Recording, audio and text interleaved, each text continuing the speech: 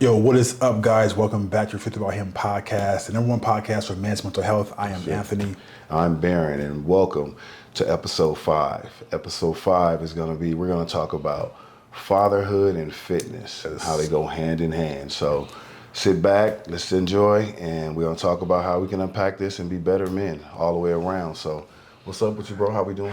Man, it's been good, man. It's been a good week. That's good. And also the responses that we've been getting from the past podcasts have been pretty good. Yes. Right? I mean, people are tuning in. I can't respond fast enough. Right.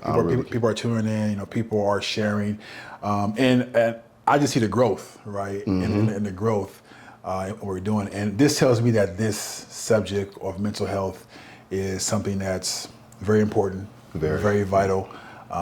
And I'm not sure if people know, but this journey I started because I was going through some stuff, right? And like I had no way, no outlet, or know how to get through it, or know where I can go to find help. So that birthed this podcast, and and I birthed the movement. But it's been a good week, man. That's what's up. The subject of fitness and fatherhood is super important.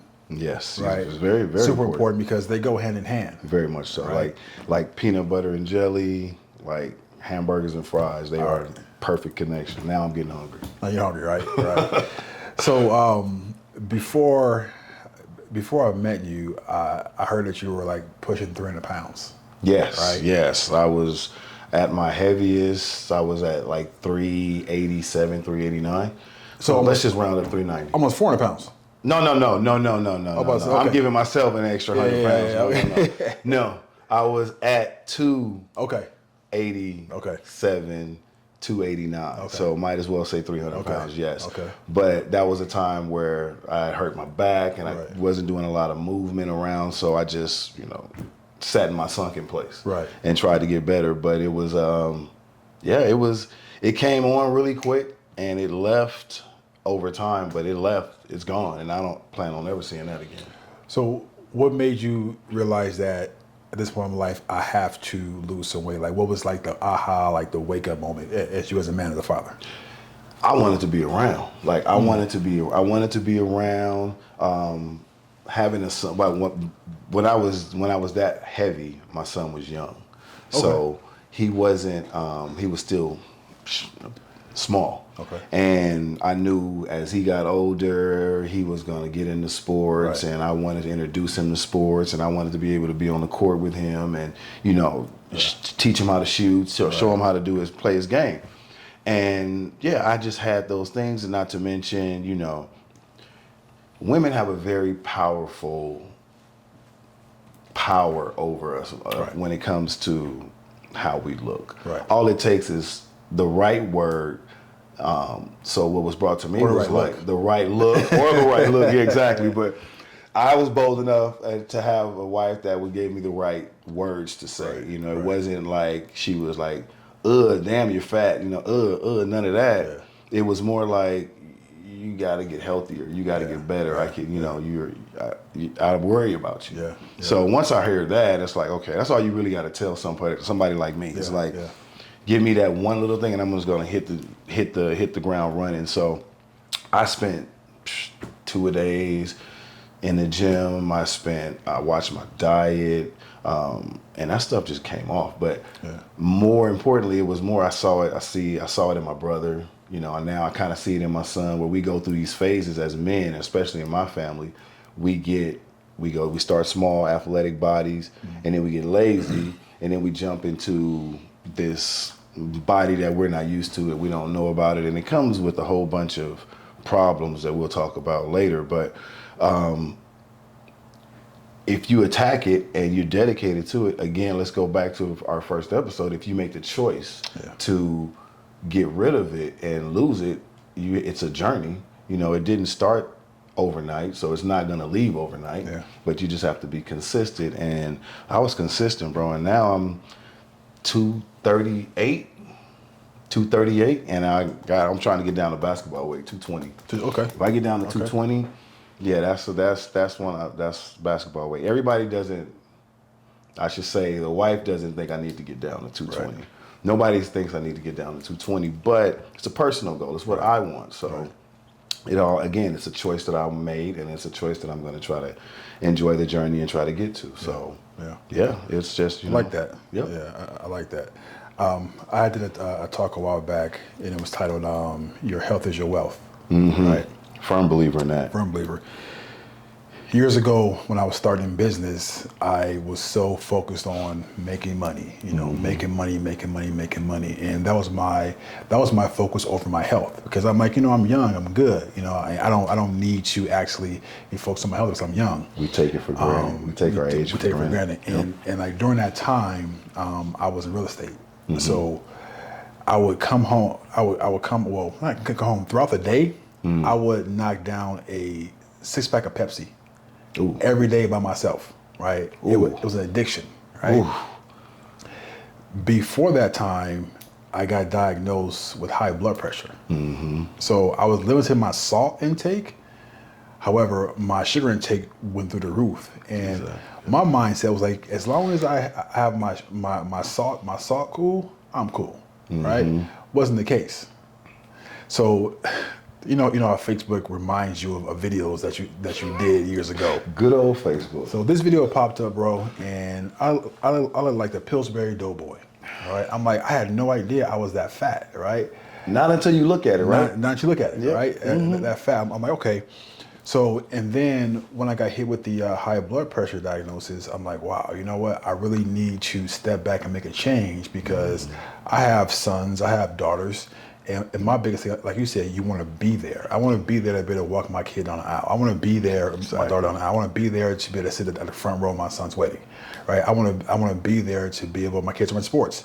I want to be able to, to play sports and run and jump, because I see people who are older than us, 50s and 60s, even younger than us, early 40s, 30s, but they're out of shape. They're carrying extra weight. They're not healthy. And America we have the worst diet on the planet. Agreed. Right. But I was a consumer of all that, and even sometimes I indulge. Hit the fast food. Hit Chick-fil-A, hit Cane's. But I had to realize that my wealth was not in my money. No. Right? Yeah. Because there's a quote I saw that said, we spend all our life trying to attain wealth and neglect our health, but once we get sick, we spend all our money trying to get well. So it flips. That's an interesting concept. Yeah. So look at Steve Jobs, right? Look at like all these people who attain all this money, and once they got the money, got sick, they spent all their money trying to get well. So why not take care of it now? Right. Because before it gets bigger. Right. Before you get bigger too. Before you get bigger, exactly. So you have time, because once we get sick, the United States or America wants to just push drugs down our throat. Right? Shove pills in your hand, exactly. Right. Yep. Even when I had high blood pressure, the first thing they did was give me medication. Right. So it's a big change that we have to make, as far as making sure that we're doing the right thing, that we're responsible for making the right choices. Like you said, you only get one body. You only get one body, and you only get one chance to do it right. So you might as well treat your body like your temple. Be careful what you put in it. Right. I'm not a big fan of the whole, I only eat this and I don't cut this out. You can do anything and everything in moderation. Gluttony is one of the 7 deadliest sins. Right. So curve what you put into your body. Right. Understand that, if I had a steak on Monday, I'm not going to have another steak on Tuesday. Let's, ration your intake. If you like a certain thing, cut your plate in half. Right. Make sure you have something green on your plate every time you have dinner. Right. These are small things that we can do that we can, you don't have to be on a keto diet or, no starch, no sugar diet, just everything in moderation. We're supposed to consume these things. Yeah. These are things that are supposed to be consumed for us. So, but we've turned it into a gluttonous part. Maybe it's because it's America. We think about how much food we throw away. You know, think about how much stuff how much food restaurants throw away, how much food we throw away personally in our house, how much food is in our refrigerators that is probably going to get thrown away because we don't eat it. Yeah. So these are the things that we do as Americans that are just, we have to curb it and be responsible for it. So. Right. And we're trained, if you're stressed, if you're upset, if you're lonely, if you're sad, what do? You eat, right? You eat. And on back to something you said about we have one body, Warren Buffett, right? Warren Buffett did a talk, and he asked his students, he's like, if you had one car for the rest of your life, that car, how would you take care of it? Oh, you would wash it and clean it. You would make sure that car lasts you forever. Exactly. That's your body. You have one body. That's your temple. Yep. So make sure that you take care of it because it's your only one. And also an important one is that if you're a man in this world, you have responsibilities, right? You have a family. You have to make money. You have to provide. You have to protect. You have to be the one that really makes decisions quicker, right? Exactly. And stand on those. And stand on those. So what you put into your body affects your performance. Exactly. It affects how you think. It affects how you act, right? So there's so much stuff put into food that we don't know about. I mean, we can flip over. I mean, people don't do it, but flip over the ingredients, and you see all this stuff that you cannot pronounce. Exactly. Right? Yep. And all the hormones, everything. Yep. If something happened today where a man had to pick up his family physically and take them up a hill, could most men do that? Absolutely not. Physically pick them up and take them up the hill. Yeah, no. And that's something that we got to think about, right? It's like, if it comes down to it, if someone walks into your house and tries to invade your house, could you physically fight that person for 10 minutes, right? Doesn't sound like a long time. Does it? 10 minutes is a long time. Or even 5 minutes. It's a long time. Right, it's a long time, especially when you're not in shape. Exactly. Right? I am on the basketball court with you after. See, why you gonna bring that up? I wasn't gonna bring that up, but okay. After 4 games, I'm gassed, right? Even though I go to the gym, but there are so many other things that I can do better to make sure I have the stamina to take care of myself, the stamina to get down the court. Because if something happens, I need to be able to fight, right? To be able to protect. Exactly. And again, it just affects everything that we do. And y'all don't let him see like he's just only playing a couple hours. He's down there banging, he's down there getting beat up, and I'm like, ugh. I'm like, no, I'm too far. I'll stay out here and I'll shoot. So yeah, he's starting it in, but he is down in the trenches and handling his business down there. So kudos to you, bro. My body I can't do it. So, but yeah, so I just wanted to get that out there because you be out there putting in work, and I'm not no more. I had shoulders separated, fingers dislocated, feet broken. Fingers? Yeah. See, so, and he wasn't throwing nothing up. That was just but yeah, it's fitness is crazy, but I think that us as fathers, we should look at fitness for ourselves first, because once we are feeling good about ourselves, that just exudes to our families. I like that. It exudes to our kids. We have to. That's just like, I hate to sound selfish, but it is selfish. We got to put ourselves first when it comes to fitness. Yeah. Even if we didn't have kids, we want to be here. We want to have a lasting impact. We want to have some type of legacy in this world. None of us want to die early. Yeah. None of us want to be a heavy corpse. I actually think about that. If I was to pass, I don't want 40, 30 people, and I may be an extra, but I don't want a multitude of people carrying my casket. Right. I don't want to be a heavy corpse. Right. So I want to be here. I want to have a good heart to where I'm here as long as I can. Right. So I'm thinking about my afterlife, even when I'm in the gym. That drives me. That motivates me. So that's just me, my temple for me. Now, when it goes to our kids, if we break that down into, let's just do our sons first. Let's just do our sons first. We set an example for them of health and wellness and fitness. We set the bar. Remember back in the day when our parents used to tell us, do as I say, not as I do? Yep. How many times do we tell our kids that now?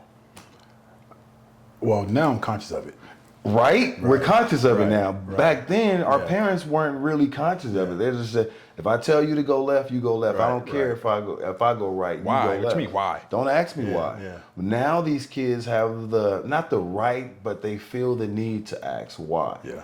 And I say that to say that our words are no longer enough to raise our kids. Let me stop there real quick. So I always felt the need to ask why, but I'm gonna get smacked. I'm like, right? I either need was say, well, the bloody lip or something. You gonna taste some kind of blood or something. Yes, exactly. Right.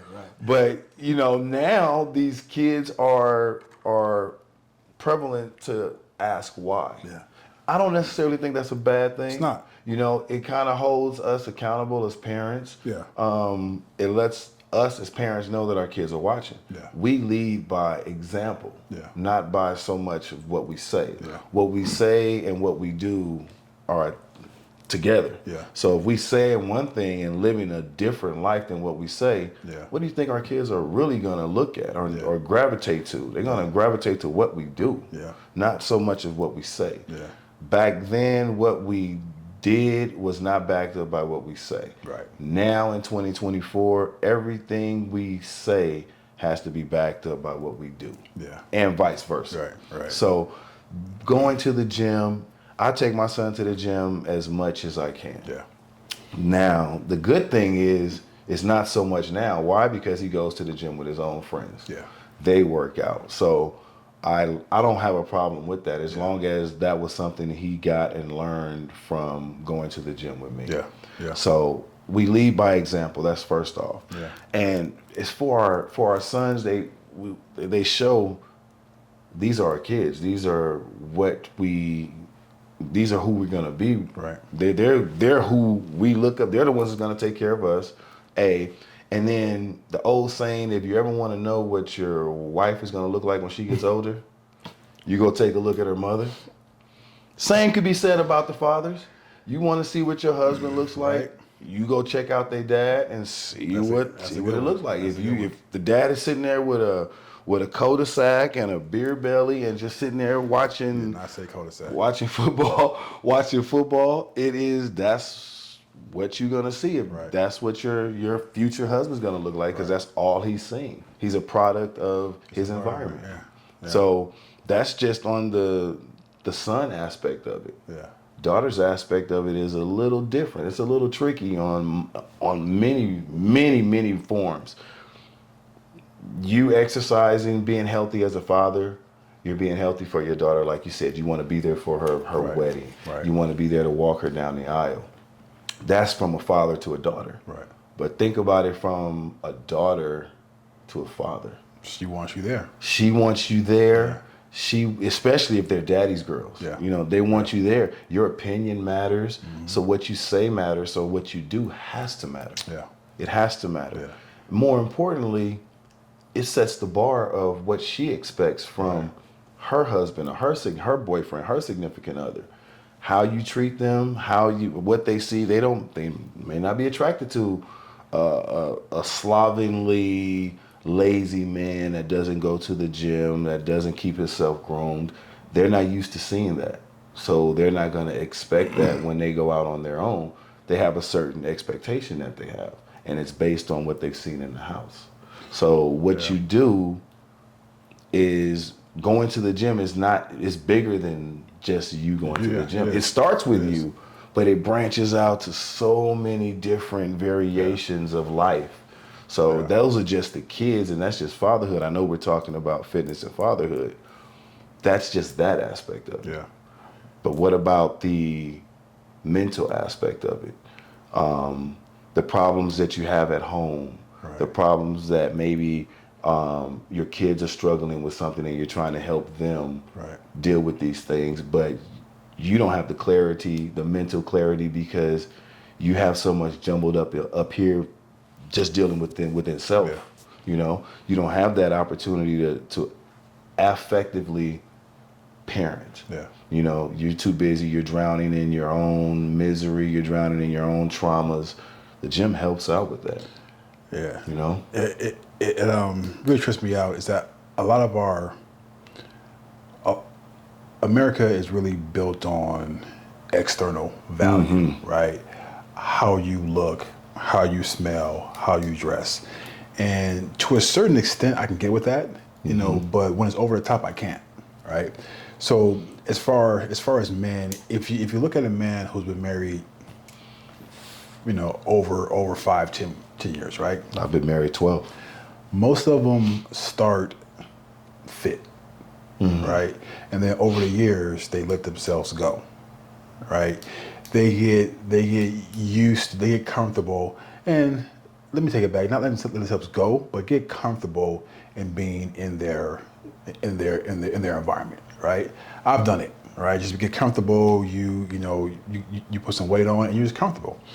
Until one day you look up and you have the high blood pressure, the high cholesterol, your pants are getting bigger, you're getting more winded, and Going up the stairs makes it a little harder for some. knees hurting. Yeah. Easy on the knees, right? Knees hurting, and you look in the mirror and you say, "Wow, I'm not who I used to be." Right? And I believe that the way that someone looks and smells and dresses gives them confidence for them, you know, for their life, right? I agree with that. If you look good, you feel good. If you feel good, you perform great, right? So, and then once we start to look in the mirror and see the physical decline, then that starts to affect our mental health. That adds to what we're already going through. Maybe we have something going on at work, maybe something financially, maybe something with the wife or the kids. Something's going on, right? But then you look and see that, you know what, I'm not taking care of myself, or I don't look as good as that dude. I think that's what it is. Right? I think that is what it is. Where, you know, you look at others and you say, you know, I want to look like that, and why don't I look like that? And you know, or you breed this certain amount of envy towards you.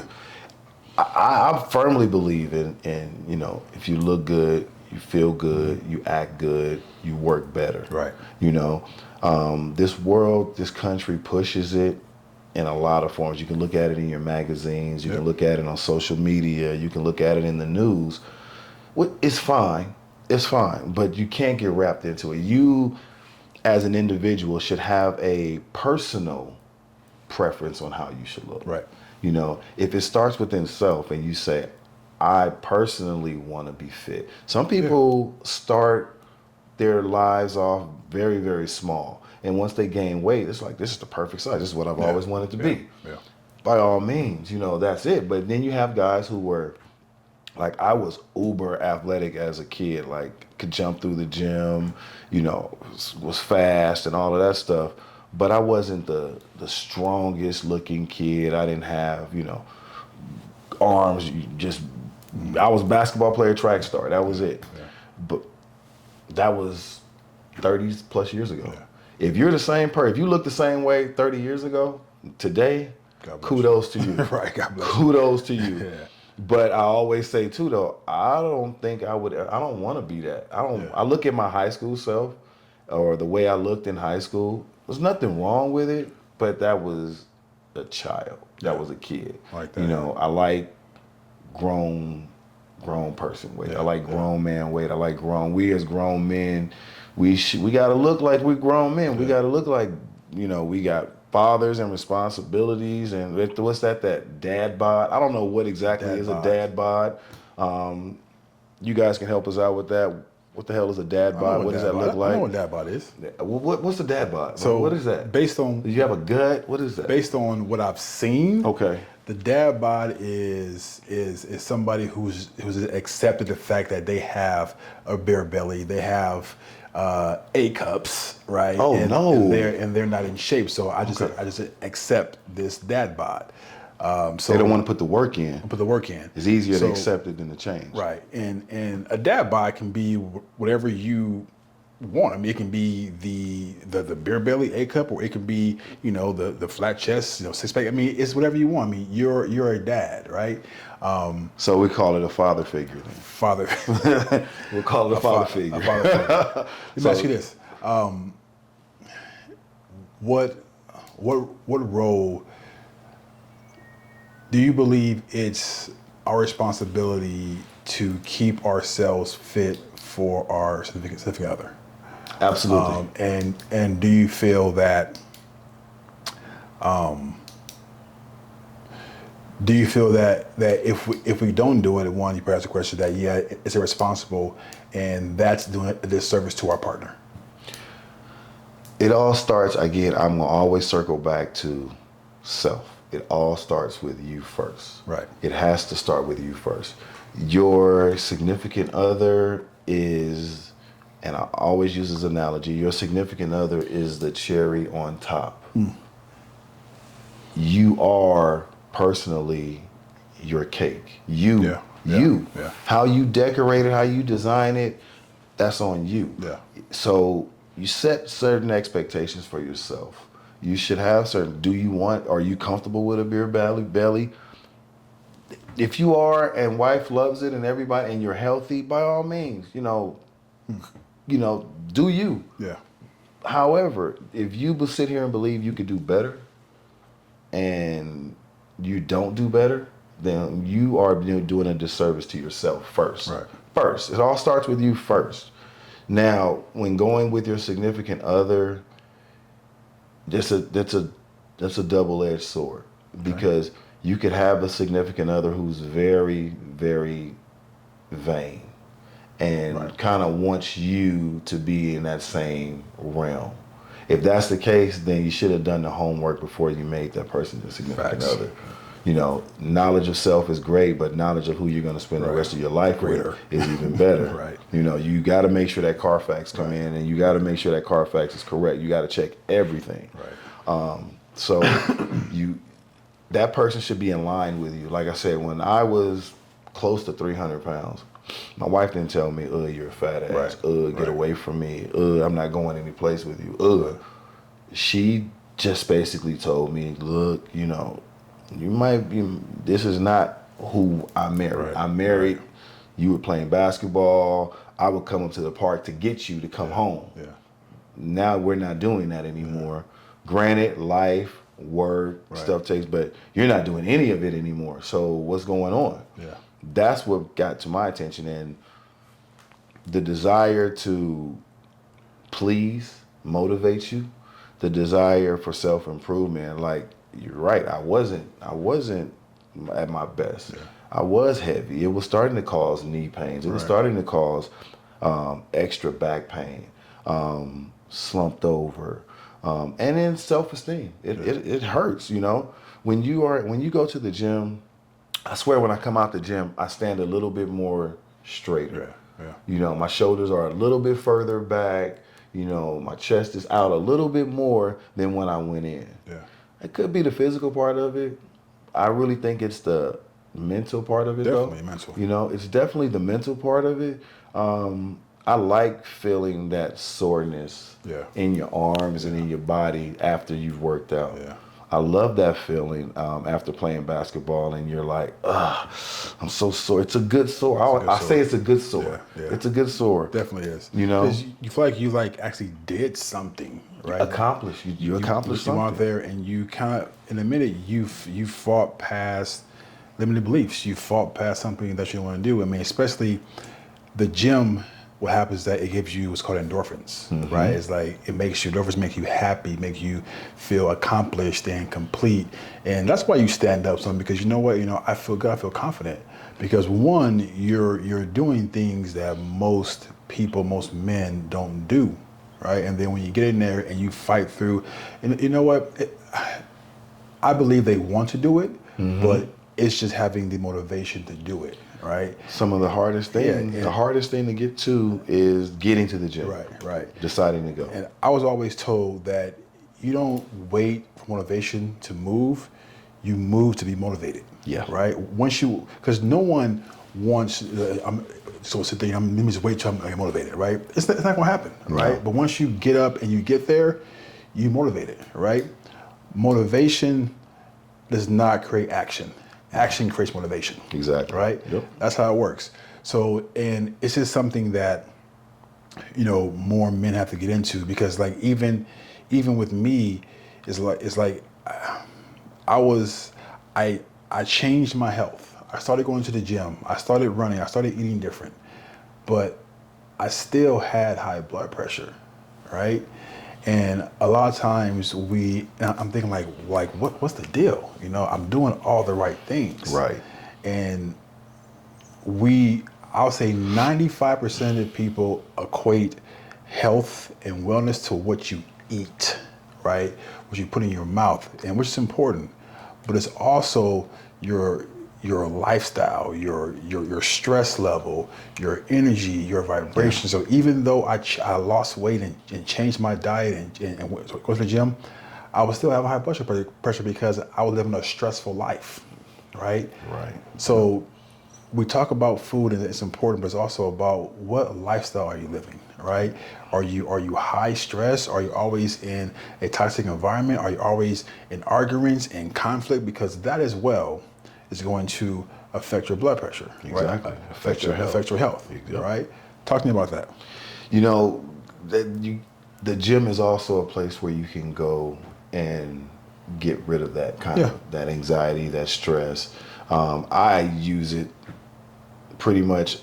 So I always can just go by example. I'm usually in the gym anywhere between minimum three times a week. Okay. There's some days where I'll go to the gym just because I had a bad day, or just because, I had a client that maybe just drained me mentally. Yeah. And so now all I want to do is just zone out, go to the gym. And sometimes I don't even have to touch a weight. Yeah. Tuesdays is all recovery. So it's just trying to recover from the damage I did to my body on Monday. Yeah. So sitting in the sauna, doing the cryo chairs and things of that nature, that gives you time to think about your day, to think about your previous days, things that may have went incorrect. Mm-hmm. What did you learn from it? What would you do differently? These are the things that I actually sit there and I actually contemplate. I think about my day. I think about who I need to speak to that particular day. I think about how I spoke to someone the previous day.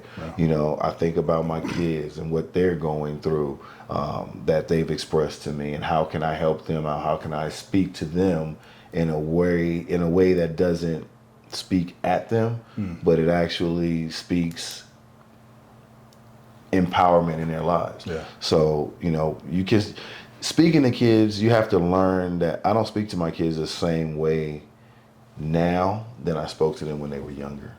They're all adults. They're both adults.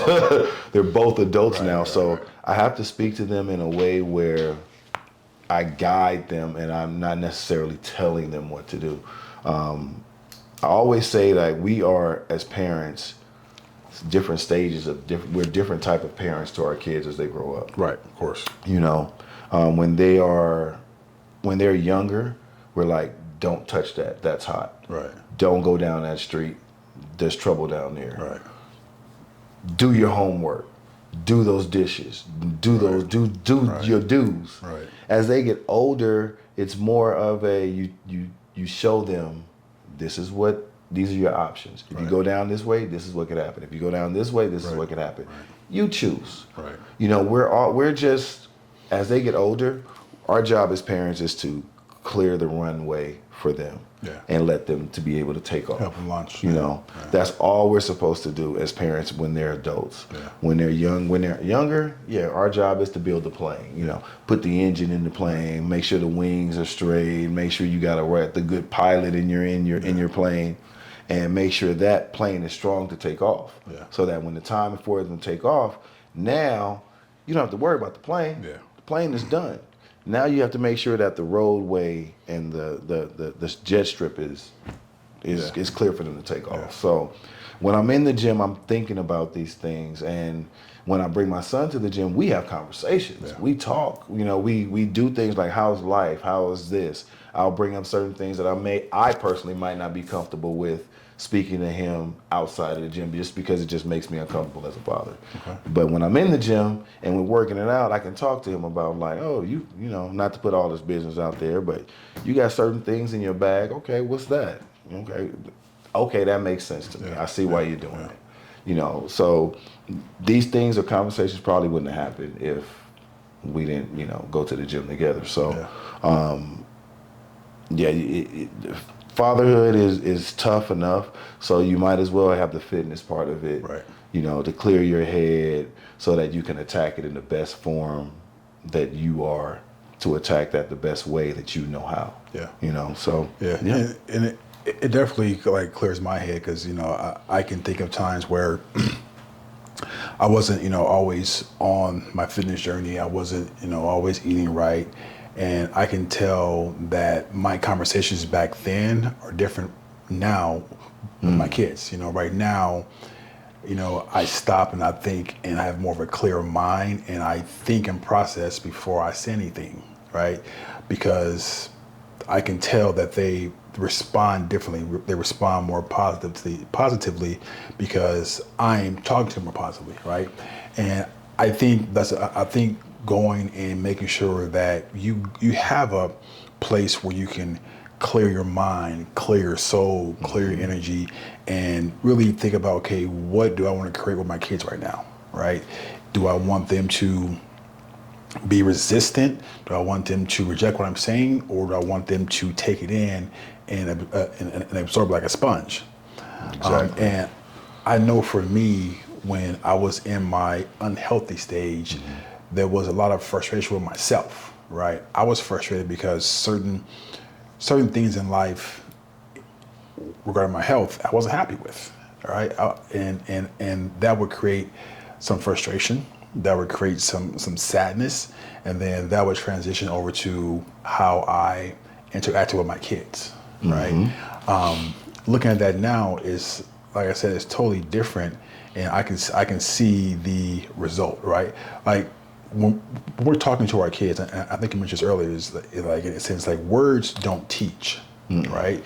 You can say this, you can say that, but if you be the example to them and showing them how you should take care of your body, take care of your mind, take care of your significant other, take care of anything. If you show them that, and of course as parents, we are going to make so many mistakes. Oh yeah. Right? Oh yeah. There's no such thing as a perfect parent. I mean, if they are, me and Barron, I would love to know interview where them you are. on Yes. the show. Please. But it's something that it's a process, right? Because even though right now my kids and I are going through a transition right now, it's very important that I make sure that they know that Dad is here, right?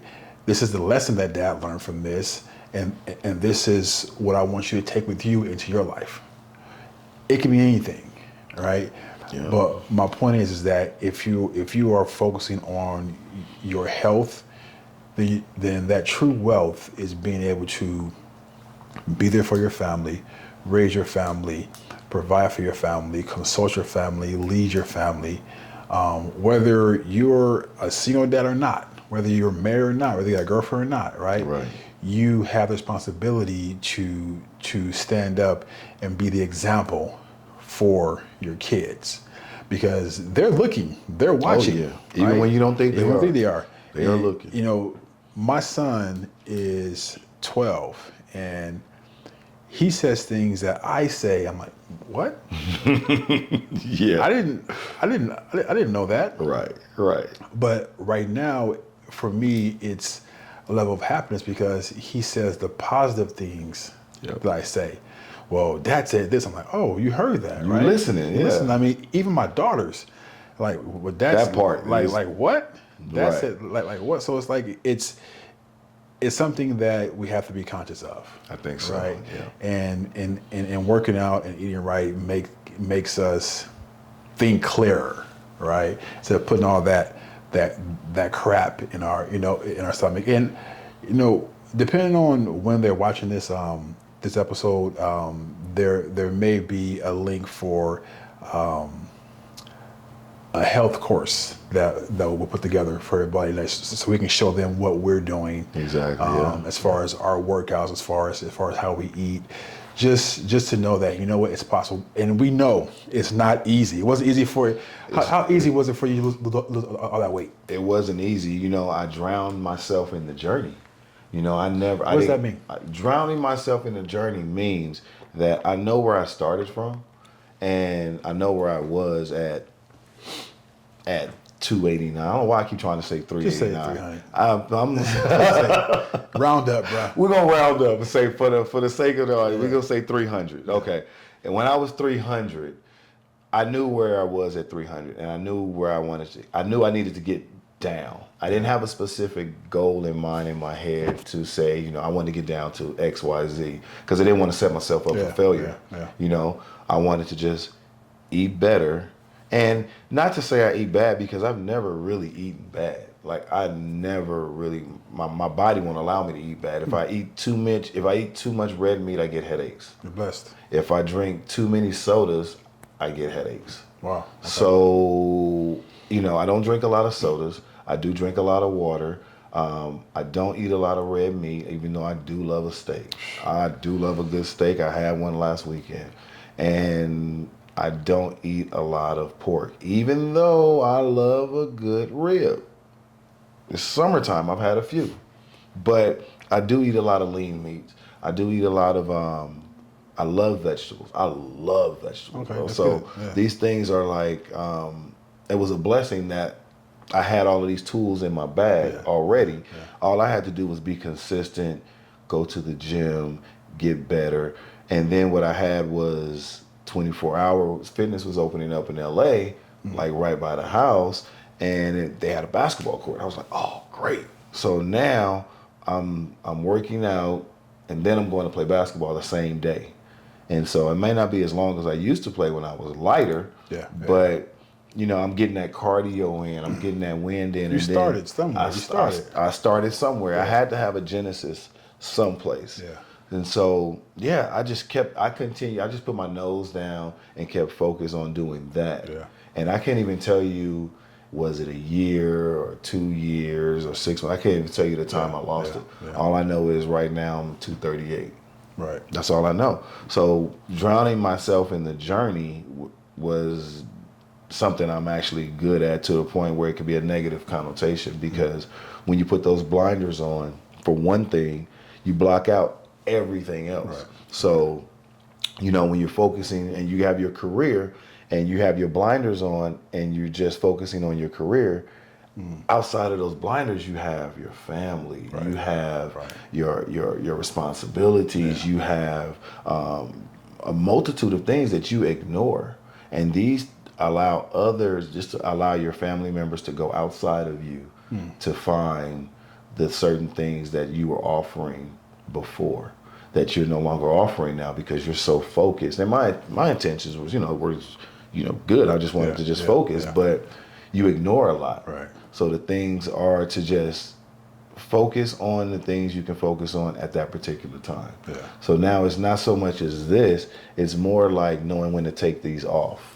It's cool you say that, because in our vision, we have peripheral vision, right? Exactly. And that's designed to keep us safe, right? And we should have that same peripheral vision in our lives. Not walk around with blinders on, but knowing that, hey, I'm looking straight, but I can still see that I need to be aware of these little tasks and things that, it can be, okay, now I'm focused on business, right? Okay, I have family, I have my health, I have my grandkids, I have all these little things that I have to keep aware of. Exactly. Right? Yeah. I'm a believer in, focus and like go for what you want, but also have your peripheral open just in case you need to take care of something or see something that's not coming. Right. So that's super important. Because if you're just focused on, let's say you're just focused on just straight ahead, and you're walking straight ahead, and you don't see the cracks in the ground, you don't see that the road is uneven, and if you step wrong or incorrectly, you might tear your ankle up, tear your knee up. So now the setback is greater because you're not paying attention to your surroundings. Right. So, growing up in LA, it forces you to kind of like, you can't afford to compartmentalize. I mean, you can't afford to just put blinders on. You would like to want to make sure you know what's going on around you at all times. Right. Just in case you may need to exit stage left. So, compartmentalization is good. I work when I work, and then on Sundays I try not to. I really try not to because that is, for a family to do whatever family wants to do. If it's nothing, guess what? Family's doing nothing today. Yeah.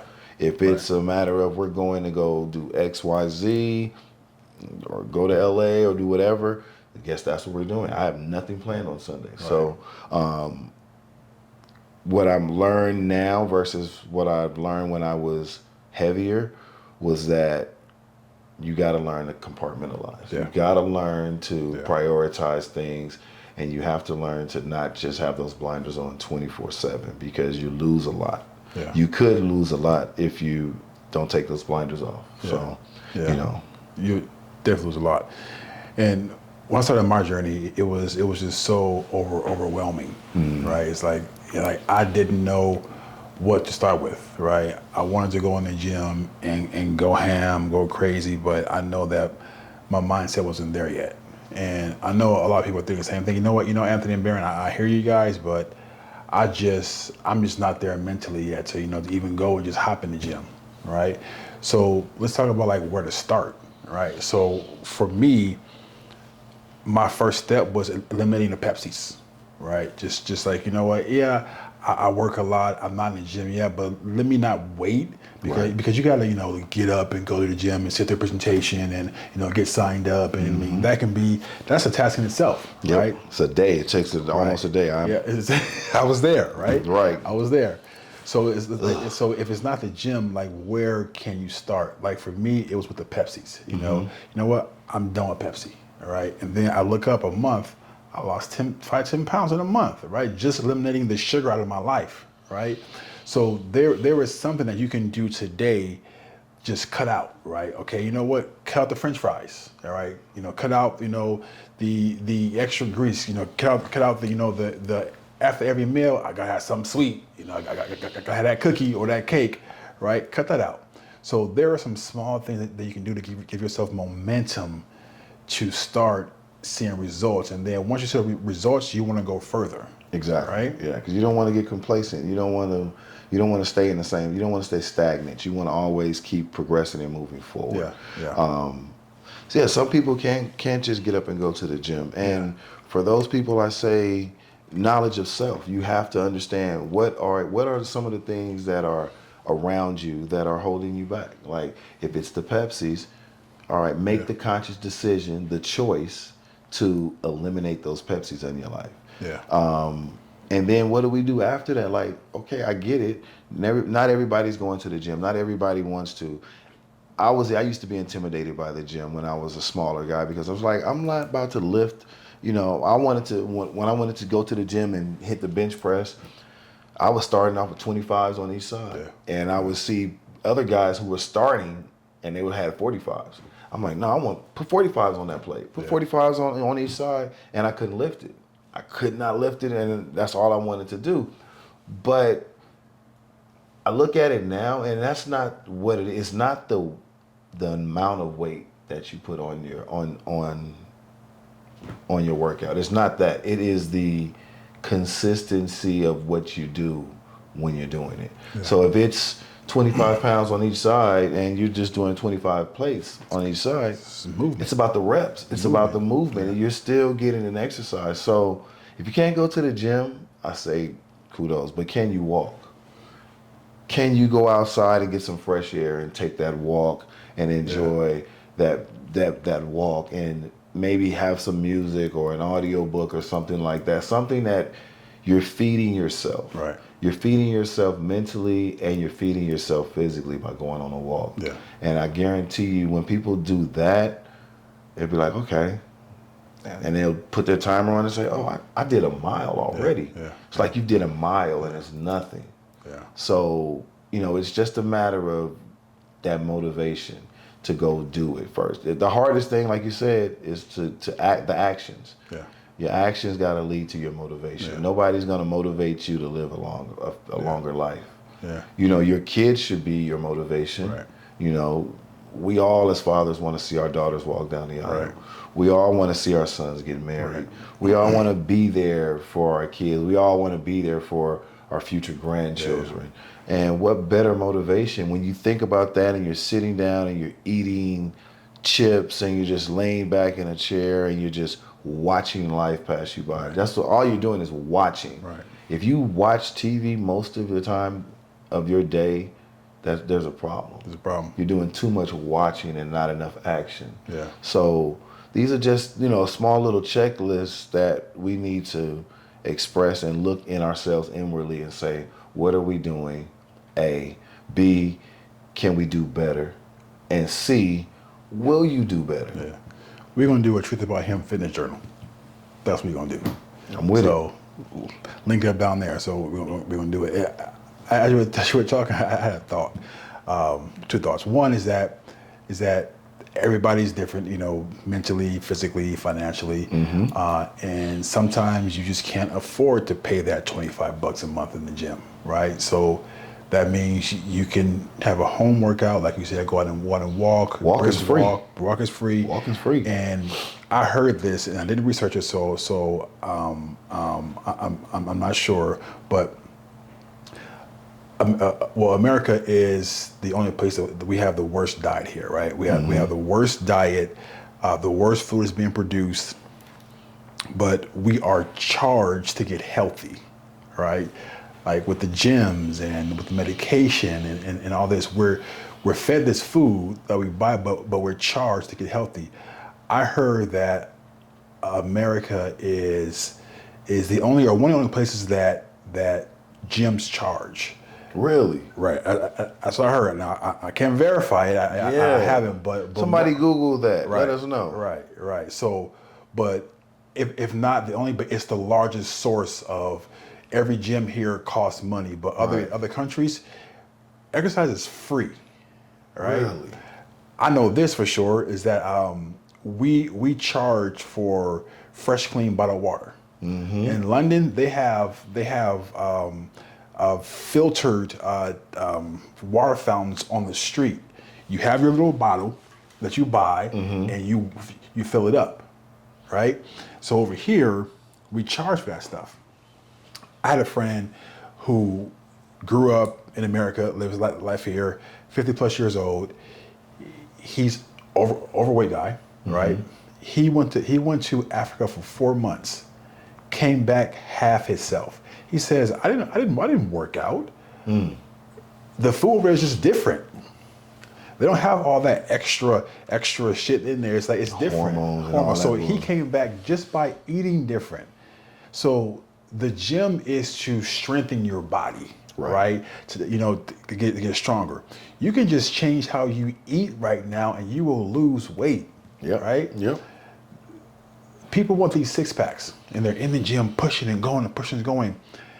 80% of your fitness is how you eat. 20% is the gym. If you just fix how you eat, it would just shred off of you, right? So the gym is good. Yeah. But the phrase is that abs are made in the kitchen. Yeah. Right? What you eating? What'd you eat? What'd you eat? What you eating? But the gym is, like you said, it's an additive. I believe if you didn't take, it's the cherry. It's the cherry. Yep. It's the cherry. It's you don't need it. You don't need it. Like, I want to go to the gym. Right. I don't. If I didn't go to the gym, I would still get my cardio in. Yep. I would still get my push-ups in. I would still get all of my sit-ups and my crunches. I would still do that. I go to the gym. It's a lot easier. Yeah. I can go to the gym. I can hit the sauna. Yep. And it's a different thing. It gets me out of my mood. I can leave my comfort zone, go someplace completely different, work my body out, and come back. Right. As opposed, it just you're like you said, your endorphins, everything is when you work out, you get more oxygen to your joints, more oxygen to your brain, which helps you think clearer, which helps you problem solve better, which helps you tackle fatherhood a lot better. And it also just keeps you fit. And it gives you different perspectives on different things. Like I learned about 2 or 3 new workouts this past week that I'm going to incorporate in my own workout. So now I've learned something new that I'm going to now take from what I learned and then incorporate it to what I have. So now I can share that and move and pay it forward. So, you go into the gym and it's a perspective change for you. You see certain things, and it also breeds a sense of community. It breeds a sense of, I kind of like the egos that are in the gym. You see all these egos, but you also see guys who are maybe they would not normally speak to one another on the street. Same, But you see them in the gym, and they're speaking, and it's a certain camaraderie, and so it breeds fellowship. And I love to see us, especially black men, come together without having any type of ego or any type of internal hate or self-hate or I'm hating on you because your arms are bigger than mine. I don't see that too much in the gym. I see if someone is, I seen just the other day, I seen one dude who's just like swole, and you can tell that's what he do is in the gym, and he was with this other guy who black sweatshirt. Red. He had on a red shirt or red tank top or something like that. But you could tell that's what they do. They're in there all the time and all of that. That's cool and all to each his own. But he was working out with someone else who jumped in and wanted to work out. Of course, the guy had to take some of the plates off. But he didn't mind. They did it together. So it was like teamwork. Make the dream work, and I saw that, and I was like, "That's cool." That's really cool to see. So the gym is more than just a gym. It's a place of community. It's a place where you can motivate others just by your actions. So because they're happy they're working out. They're happy that they're working out. They're happy that they're moving forward in that journey. It's easy to say I want a 6-pack. It's harder to do the work to get the 6-pack. I heard again, so a guy told me it's harder to become a millionaire than to get a 6-pack. So if you can accomplish both, man, that's an interesting. I would love to see who did that study. Right. And I want to see if that person is either a millionaire or has got a 6-pack. Yeah, he does. He's both. Oh. That's cool. He's both. You look at Mark Zuckerberg. Yes. Complete geek. He started with Facebook and that whole social media platform. He's so successful. I actually think he's bored. So he's so successful that now his health is the thing. If you look at Mark Zuckerberg then when he started Facebook and look at Mark Zuckerberg now. Yeah, look at Jeff Bezos. I mean, man. Yeah, it's like these guys. They take care of their health. They do whatever they need. They're in the gym. They're doing. I think Mark Zuckerberg trains UFC fighting, so he's trained. Yeah, he's trained. He's trained and trained for that, and it's more so of a hobby. But I would love to be that bored where I can just I want to try that. Right. 1 week, just to see how I can get my body ripped like that. Yeah. But talk about your boy LeBron spends like $1 million a year on his body. But he's still performing.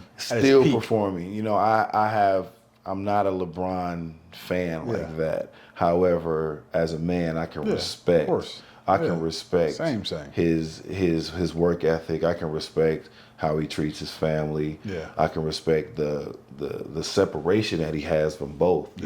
When it's family time, it's family time. Yeah. And I can respect that. So as a man, I have no problem with LeBron. It's in a sports show, so. Yeah. So we're not even gonna go into that. Maybe one day we're gonna do like a sports episode. We don't. LeBron is a great example of taking care of your body, and if you have the money to do it, he's using it wisely.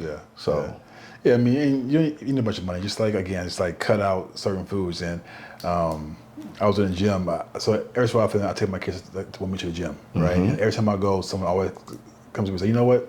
good job. You know, Right. You don't see this much. You know, You don't. the kids are here, so that keeps me motivated to keep bringing them and keep helping them work through. Because if they get in the habit, they'll do it without me. All right.